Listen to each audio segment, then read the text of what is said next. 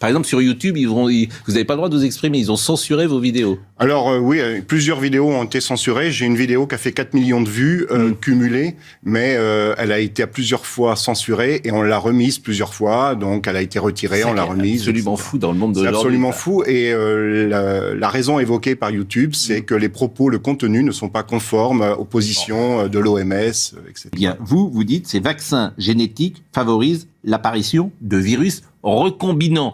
Alors, un virus recombinant, c'est un mutant. Alors en fait, c'est un variant. C'est un variant. Les variants, il y en a deux types, il y a les mutants et il y a les recombinants. Alors vous allez nous expliquer tout ça. La difficulté, ça va être d'être simple. Oui, c'est-à-dire qu'en fait, ce qu'on appelle un virus recombinant, c'est un virus dont le matériel génétique est un mélange de deux matériels génétiques de deux virus parentaux. Pour que ça arrive, ce genre de choses, il faut être co-infecté par deux virus, ce qui est peu probable et fort heureusement. Dès lors que l'on vaccine massivement avec du matériel génétique, c'est le cas des vaccins génétiques, notamment des vaccins à ARN messager de Pfizer-BioNTech ou Moderna, on injecte volontairement un morceau du matériel génétique du virus qui code la fameuse protéine Spike contre laquelle on essaie de faire produire donc des anticorps. Dès lors qu'on injecte massivement ce matériel génétique volontairement, il suffit d'une co-infection par un seul virus infectant pour qu'il y ait des risques de recombinaison. Il ne faut pas oublier que les coronavirus sont les champions de la recombinaison. Leur principal moyen d'échapper au système immunitaire, c'est pas la mutation, c'est la recombinaison. Vous êtes vacciné ? Moi, je ne suis vacciné contre plein de choses, mais pas contre le Covid.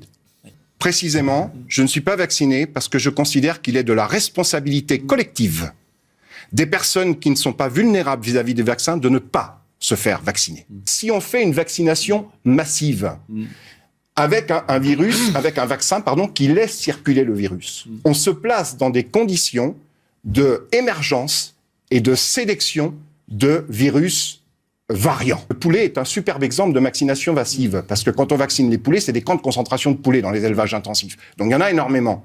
Eh bien, il y a une maladie du poulet qui s'appelle la maladie de Marek, qui provoque des lymphomes chez le poulet. Il y a eu une étude qui a montré qu'on a vacciné les poulets avec un vaccin qui laisse circuler le virus. C'est-à-dire qu'il ne le bloque pas, comme les vaccins qu'on a aujourd'hui, ou les prétendus vaccins.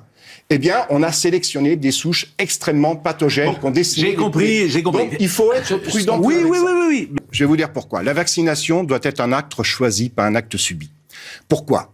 Non, je vais vous dire pourquoi. D'abord parce que parmi les gens de plus de 65 ans, et j'en connais un certain nombre autour de moi, pour qui la vaccination est totalement déconseillée. Des personnes qui ont des tendances thrombotiques, etc. Pour les deux côtés, donc, vous avez raison. Mais on ne peut pas généraliser. Donc l'obligation vaccinale... Sauf cas contraire, vous avez raison. Et pourquoi l'obligation, c'est contre-productif ? Parce que à partir du moment où on oblige, c'est qu'on ne peut pas convaincre. Si on ne peut pas convaincre, c'est qu'on n'a pas d'argument.